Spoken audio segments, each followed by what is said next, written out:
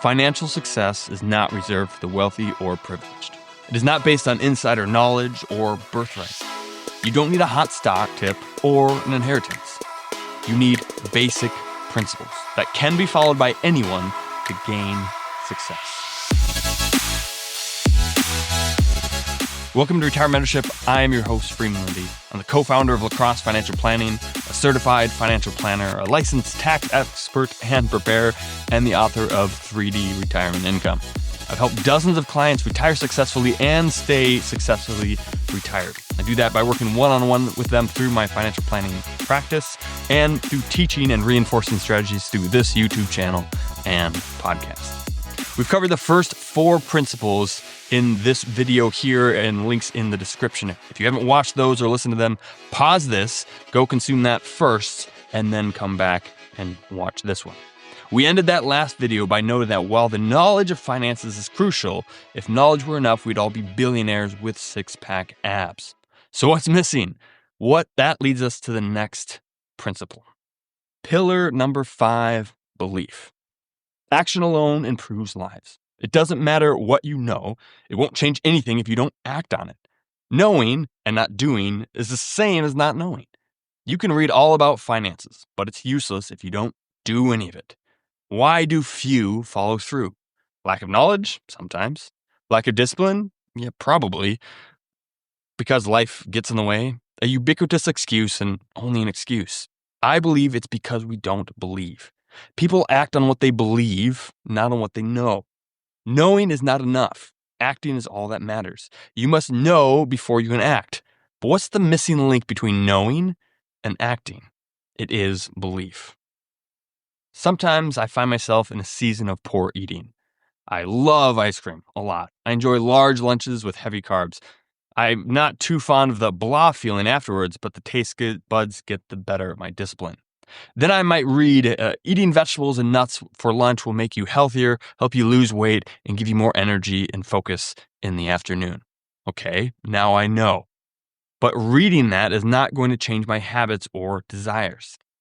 Then I listen to an audiobook like Eat Fat, Get Thin or Fiber Fueled. Rather than 8 seconds to read a sentence about eating healthier, I'm listening to 8 hours of the message. These books are full of testimonies, science, interesting facts, humor, and aha moments. And by the end, I know how to eat healthier, and I want to. I believe. I can see how eating better would help me, and I'm inspired to try. I want its benefits, and I believe they will work for me. Then I hear that my business partner, Michael, has been eating salads for lunch every day for a couple of weeks. The testimony of his improved energy and focus adds to additional belief. Now I don't merely know, I believe, and I act. I begin preparing meals. I add all the vegetables and toppings I need to a grocery order. I chop up the vegetables on Sunday to be ready to go, and then I prepare my lunch salad for the next day. I create it with a routine mix of shredded carrots, broccoli, cauliflower, snap peas, multicolored peppers, and cucumbers. And let's be honest, while all that packed micronutrients and vitamins is in there, it doesn't taste that good at all. Here's the secret. You can make it taste good by adding healthy toppings. I add a whole avocado and add rich taste and nutritious fat. It nearly eliminates all the need for dressing. Almonds, cashews, walnuts, they give it a tasty crunch and provide protein and more healthy fats. Hard-boiled eggs supply additional protein and a new texture. And a bit of shredded chicken is all you need for a different taste. All the nutrition and so much flavor. It tastes so good, and I have so much more energy throughout the afternoon. I believe, I acted. The action reinforced the belief, and I keep acting. That was years ago now, and I've eaten a healthy salad for lunch almost every day since. Life changing. First you know, then you believe, then you act. This video is not about nutrition, so what does any of this have to do with financial planning? Well, there are 4 levels of belief regarding financial planning. Number 1, when you know yet don't believe. Number 2, when you know and believe. Number 3, when you don't know but still believe. And number 4, when no one can know and you still believe. So level 1, when you know but don't yet believe. This is the level where I know I should save more for retirement, but you don't honestly believe you should, and therefore you don't. You heard it once or twice. You know in the sense that you have accumulated that knowledge, but it is not translated into action. Many people have this level of belief, basically none. They have amassed a lot of useful and useless financial information, and they haven't taken time or hired someone to sift through the information and to reorganize it into a plan of action that they can actually follow. People must push past this level of belief. Planning your finances so that you can see the relevant information and the effects and benefits of taking action can help push people into the second level of belief, which we'll go into. Level 2, when you know and believe. This is the level where you decide and act. I know that if I save $200 more per paycheck, I can reach my goal on the goal date. It's time to change my 401k contribution. The knowledge, mixed with some inspiration and motivation, leads to action and success. You know you've reached this level when you're in a meeting with a client and they say, the thing is I've always known I should do this, but it makes so much more sense when you put it that way. I'll get that done right away. This is one of those direct results of financial planning: knowledge, belief, and action. People already know a lot about many financial planning topics, but the planning moves them from level 1 to level 2. And then there are complex topics requiring more than level 2, and you move to level 3. Level 3, when you don't know, but still believe. You cannot reach this level alone. You need someone to bring you there. Perhaps the requisite level of base knowledge has not been reached to fully understand a financial planning topic, even when it's presented by an author or a planner skilled at simplifying concepts. This level is reached when you believe the messenger, not the message. You know what? I don't completely understand how this strategy is going to save us taxes over our lifetime, but I believe that if you say it will, it will. Or, I don't understand all the legal jargon in this trust, but if you're telling me that it will do what we want it to do, I believe you. Many people seek to understand a base level of finances and then act only on what they know and believe. Others seek a greater level of expertise to believe and act on levels they cannot know. This is often the complex intersection of investments, tax, estate, and retirement. They can either do the 500 to 1,000 hours of learning required to understand or delegate that to someone else and get actionable beliefs in 5 to 10 hours. Levels 2 and 3 work together, allowing you to believe and act on parts of your plan that you do or do not understand. If you can add the last layer, you will be unstoppable. Belief level number 4, when no one can know, you still believe. Financial planning is all about planning for the future. No one knows the future. Thus, we cannot know that strategy will work, but we can believe it. For example, I don't know which investment plan will generate the best returns in the long run, but I believe mine will be good as any, better than most. I'm going to stick with it and avoid chasing returns. Or, I don't know which companies are going to succeed long-term and which will fail, but I believe that if I diversify, my collection of businesses will succeed. Or, I don't know that equities will continue their upward permanent trend, but I believe that they will, as they always have. And staying invested is the best course. There is no reason to try and time the market. Or, I don't know when this recession will turn around, but I believe that it will because they always have. Now is not the time to panic.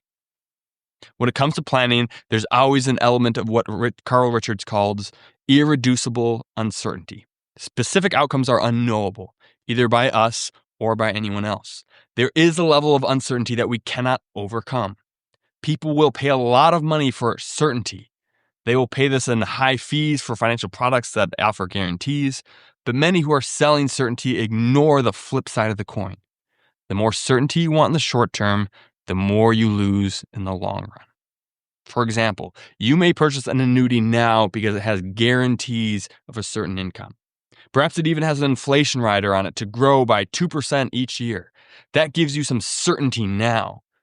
But even if you ignore the fact that current income will be lower than you could otherwise get without the guarantee, how certain are you that the 2% increase in income will be sufficient?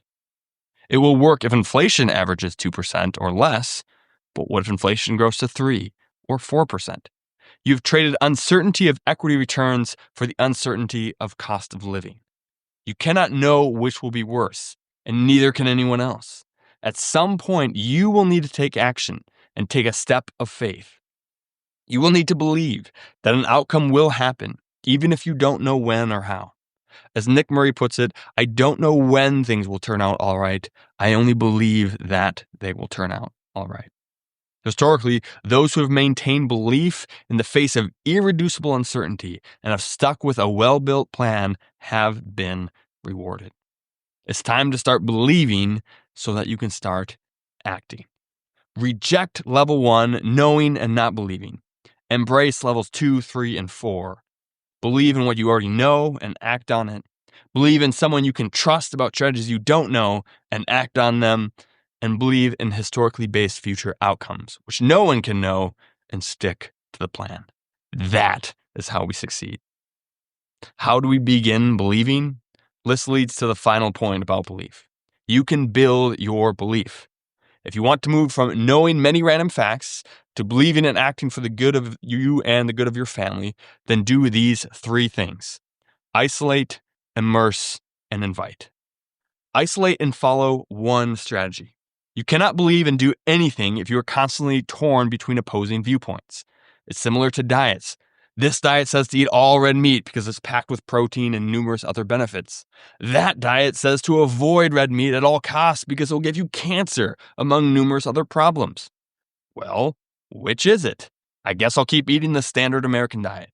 In the same way, you can't follow one strategy that tells you to pay off all your debt and to cash flow your way to wealth, and follow another that says to leverage your home and vehicles to invest the maximum amount. You can't simultaneously purchase additional life insurance in the permanent fashion and also buy term and invest the difference. You cannot follow the 3D retirement income model that I advocate and write about and also buy annuities. Pick one strategy and follow it to the total exclusion of all others. You cannot believe in conflicting strategies. When you pick a strategy, you'll want to make sure it works. It's comprehensive and comes from a minimally conflicted source. In other words, you need a comprehensive plan, backed by a fee-only fiduciary certified financial planner. Immerse yourself in the strategy. Regularly consume content that supports and reinforces the strategy. Read books that align. Listen to podcasts that conform. Continually remind yourself that the strategy you are following is the right one. Do not stray from it or be led astray. Saturate your mind with this one good strategy. It is the primary way you build your belief. I repeat many of the concepts in these podcasts and YouTube channel for this very reason. I don't insert the same phrase over and over to bloat the size of my books or podcasts lengths. I do it to build your belief. A sentence uttered once can be forgotten, and that first time you read a concept, you may know it, but you may forget it. But a second or third time, you start to believe it. And if I can mention it 4 to 7 times, you may actually act on it. In Christianity, there's an emphasis on belief. Knowing God does not make someone Christian. They must believe, and they must continue to build that belief. Followers of Jesus are encouraged to regularly read the Bible, to pray, and to belong to a church community. There's an initial belief in Jesus that makes someone a Christian, and those whose relationship is vital to them know that they need to prioritize it. Their belief will wane under the deluge of opposing worldviews. The only way to maintain that faith that richly adds to their life is to immerse themselves in the scripture, prayer, and like-minded community. The same is true for your financial strategy. It isn't enough to believe it once. You must reinforce and build that belief. And the best way to do that is to immerse yourself in it.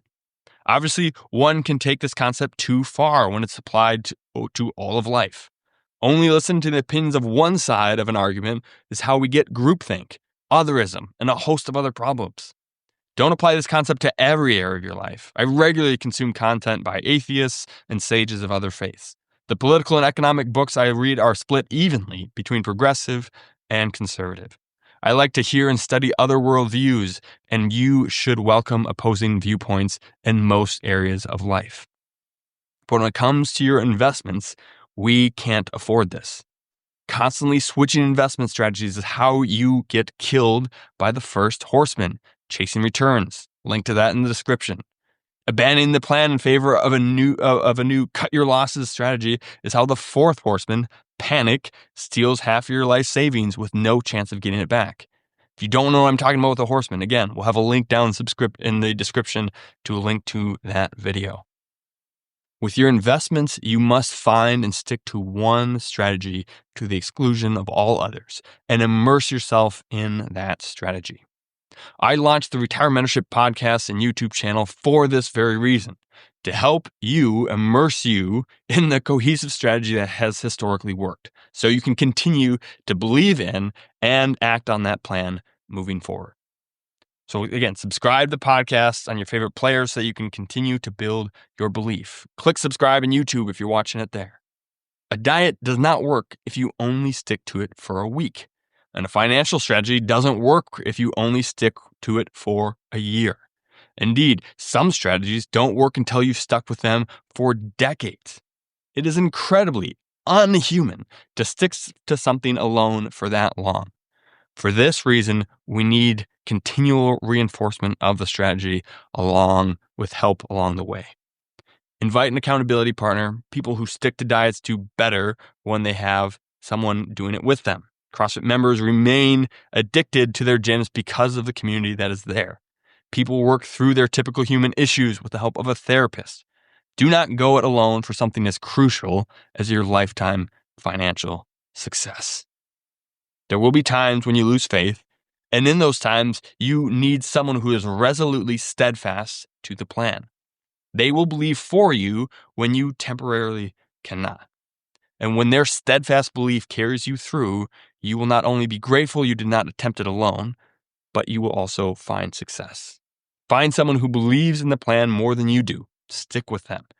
Isolate and follow one strategy. Immerse yourself in that strategy and invite an accountability partner.